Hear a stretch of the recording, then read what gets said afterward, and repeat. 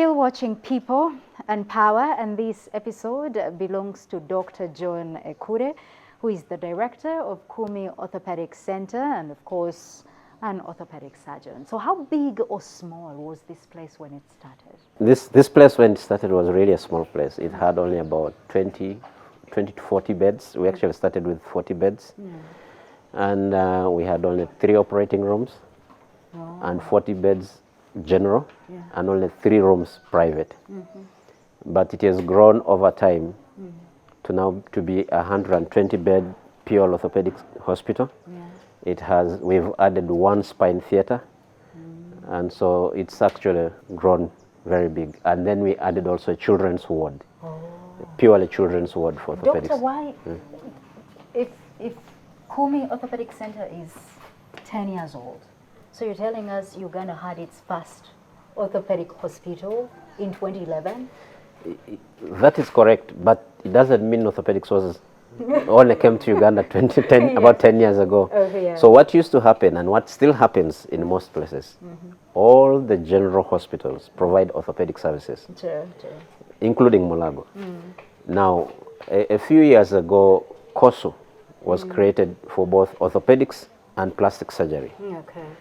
But 10 years ago, Kumi Orthopaedic Center came into the scene just for purely orthopedic surgery, nothing else. But doesn't mean we don't treat you when you have malaria. You do? Even people with broken bones get malaria. And because we are trained as medical doctors, we're able to treat the malaria, the pneumonia, the syphilis, the HIV, all those things we treat. But our main focus is orthopedic surgery. What is this? This is a plaque in memory of Jean Kali. And so they placed this building here in memory of Jean Kali. Jean Kali was a wife to one of an Irishman who came with a team. They worked with Zest for Kids, and on their way from Lira to Kampala, they were actually heading to Entebbe. They saw the signpost reading Kumi Orthopaedic Center. And so they branched by just to see what this orthopedic center was all about. And to make the long story short, there is now a children's ward. It takes about 40 children, 20 girls, 20 boys, and this team from Ireland continue to support children's orthopedics. Every 2 to 3 months, they bring in about 20 to 40 children that we operate. They pay for their surgery because this is a private hospital. We don't certainly give free things. We don't believe in free things. And because we know that for a long time, Ugandans have gotten so used to free things, and that's what's keeping us poor. Once we learn to pay for what we want to use, then we begin to own it. We begin to appreciate the health care that we are given. We hope to bring the CT scanner sometime next year. And then when we bring it, it will also be housed there. We thought of an MRI scanner because we do lots of spine surgery here. Orthopedics doesn't just involve bones alone. Orthopedics involves even the muscles, the tendons, the ligaments, and to get a clear definition of these structures, you need an MRI scanner. So this scanner is something that helps us define tissues very clearly, helps us make our diagnosis accurately, and then when we intervene, the outcomes are good for most patients who come early. The outcomes may be very bad for those who come very late when the disease is in advanced stage. I'm talking about cancers like in the spine or cancers in the bones, in the long bones or in the joints. It helps define the extent of the tumor very well. Doctor, I'm a bit quiet because this looks very expensive. Yes, it is. Isn't it? It is expensive. But these machines are in ranges. This is one of the cheapest. The reason I brought this one, you see the temperature we've had here is not very cold. It's not set at negative temperatures because this one doesn't use what we call helium. Now, when you have a 1.5 or 3.0 Tesla or something like that, the maintenance costs are very high because you must have power running throughout the day to keep temperatures at less than 10 degrees or so, to have helium settle down in the machine. Now, if you have any leakage the machine goes, and the repairs it sometimes cost millions of dollars. Doctor, now Ugandans are thinking, where are we heading next? We are heading to, let's walk out and see something about exercise, because it's almost time to exercise. Oh. Let me just show you this room where we intend to bring the CT scanner. We can come in here. This is the control room. Okay. This gentleman is an imaging technologist. He's called Joel, and is the one who helps us run the system here. There? So here is a picture of somebody's back.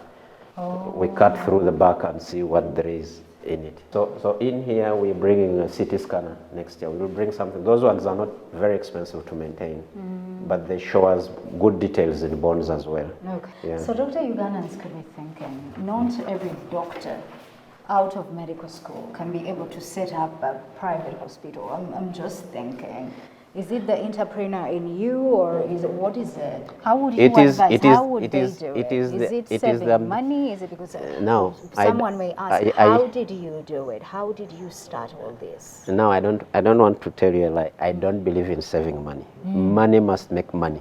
Okay. Whatever small thing you get, plow it back to make money. If you keep it in the bank will benefit from it, but for you will not benefit from it. Now, how I did it, it was on a case-by-case basis. Of course, whatever operation I would do, I would get some little money. From that little money, I would put it into the infrastructure. And I've continued with the same spirit. Whatever money I get, like now, I'm not saving money for a CT scanner, but I've already placed an order. Next year it will come. And how will I pay for it? Every day when I get some money, I put it there. I save it in the machine itself. I put it there. And the machine also makes its own money. So every doctor can do this. Every Ugandan can do this. It is just about what passion we have for what we do, what energy we put into what we do, what focus we have for what we do. So long as somebody is focused, it's possible. And now, in the field of orthopedics, we now have spine surgeons, we have trauma surgeons, we have orthopedic surgeons, we have pediatric surgeons, pediatric orthopedic surgeons. We still have very few arthroplasty surgeons, and most of them do the hips and knees. Arthroplasty does the treatment of the joints. And the treatment of the joints here could be about changing the joint, replacing the joint replacement surgery. As of now, we are not able to do the elbows and the shoulders and the wrists and the ankles, but we are moving into that field as well.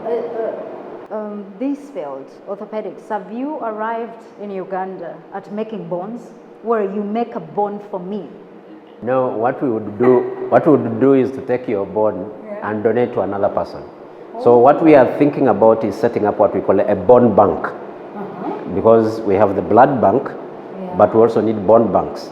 And some of this reconstructive surgery that we do, like now I can tell you about the muscular technique, where we have to get some part of your bone here, maybe in the iliac crest, use some artificial bone, mix them together, and connect to the defect that was created by an accident or infection or tumor. Now what we need in Uganda is a bone bank. You can donate your bones before you die. And then we process them and give to another person who might need them when he's alive. So doctor, this area is? This is for the X-ray. This is a digital X-ray machine. It's, I think, the second or third of its type in Uganda. There are only two facilities with this. We bought in here and Mount Elgon Hospital. So this is Angel technology. Bought it from Shenzhen, China. I visited their factory, so it was very good. We can do total body stitching. We can take an X-ray of a whole human being like you, put you there, and get all your bones together on one film. Because the digital machine, it has a wide range of capturing things. It gives you very good detail. And it also does what we call fluoroscopy. We do studies like in your GI system, gastrointestinal system. We can make you swallow some dye, and we follow it in real time as it goes, and we can tell where the problem is. Before I brought in this machine, I had a machine that cost about 90 million. It was analog. It wasn't very helpful. The pictures were poor. But this digital machine has the capacity to deliver for me the images when I'm in the operating room. Okay. This one is for people with paraplegia or quadriplegia. It helps them. Doctor, when you say you're speaking orthopedics language, and we don't speak orthopedics. If they can't walk, if they are paralyzed, I know many people know about paralyzed. If the legs, they can't stand by themselves, this machine helps them stand. And that helps normalize the circulatory system, because sometimes when you lie flat and you try to stand up, you can have a drop in your blood pressure. Yeah. An ordinary Ugandan can be able to afford all this we're looking at in case they fall victim of any accident or fracture that needs all this. For sure, our mission is to help many Ugandans and help all those we can afford to help. Yeah. They can afford. The pricing is variable. And for now, I think this is the cheapest center in Africa. Really? Yes. So is it a must that an orthopedics hospital is supposed to have a gym? For me, what I'm looking at right now is a gym. It's a must, because you need to get people moving again, especially if the limbs are involved, whether the upper limbs or the lower limbs. Okay. So when I talk about limbs, I'm talking about the legs and the hands. Okay. Yeah. Where are we now? We're on a female ward, and this ward is for patients who do not have enough. Huh? Yeah. This costs only 20,000 shillings a night. Well, that's still a lot of money to some people, but there are different grades of wards. There are those who pay in a semi-private rooms, there are those in a private self-contained rooms, there are those in VIP rooms. So everybody is covered, whether you have money or you don't have money. Okay. So does the grading also differ when it comes to treatment? Yeah. Treatment is the same. We're in our operating room. How many? We have 3 operating rooms, and these 2 here were the first operating rooms that we built in the first phase of the hospital. The one I showed you on the other side is the spine theater. It's a recent addition. And then we have